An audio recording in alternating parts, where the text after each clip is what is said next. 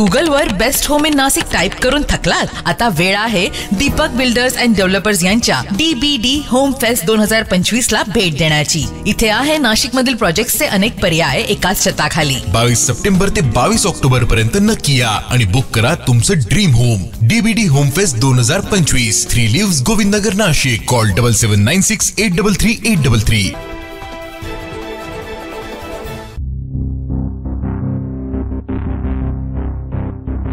नाशिक जिल्ह्यातील मालेगावच्या डोंगराळी गावात एक 3 वर्षीय चिमुरडीची 22 वर्षीय नराधमानं अत्याचार करून हत्या केल्याची घटना ताजी असतानाच नाशिक शहरातील भारतनगरमध्ये अल्पवयीन मुलानं मुलीची छेड काढण्याची घटना घडली।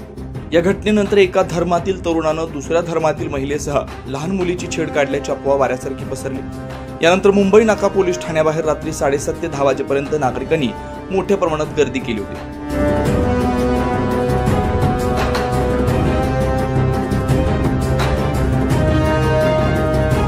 पोलिसांची नागरिकांनी समजूत काढत संशयित अल्पवयीनास ताब्यात घेऊन रात्री विनयभंगाचा गुन्हा दाखल केला। यानंतर तणाव पूर्णपणे निवळला असून कुणी अफवांवर विश्वास ठेवू नये असं आवाहन नाशिक पोलीस उपायुक्त मोनिका राऊत यांनी केलं।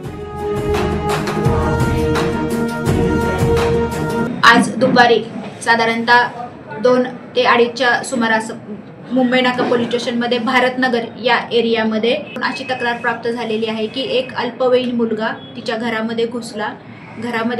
तिच्या बाबतीमध्ये जबरदस्ती तिची साडी फेडण्याचा तिने प्रयत्न केला। त्याच्यानंतर तो मुलगा तिथं पडला आणि त्याच्यानंतर त्या लहान मुलीला पण त्यांनी छेडण्याचा प्रयत्न केला। अशी एक घटना दुपारी घडलेली आहे। तर त्या संदर्भामध्ये मुंबई नाका पोलीस स्टेशन या ठिकाणी गुन्हा दाखल करण्यात आलेला आहे।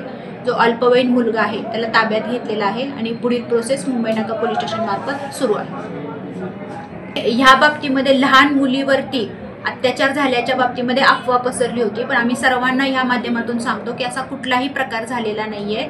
त्या बाईच्या बाबतीमध्ये आणि लहान मुलीच्या बाबतीमध्ये 376च्या अनुषंगाने जे जुनं IPC कलम 376 याच्या अनुषंगाने कुठलाही प्रकार झालेला नाहीये। त्यांची छेडखाण करण्याचा प्रयत्न या ठिकाणी झालेला आहे। वातावरण शांतता आहे, सर्वांना समजवलेलं आहे आणि गुन्ह्याची माहिती देखील देण्यात आलेली आहे। सर्वजण आपापल्या घरी परतलेले आहेत।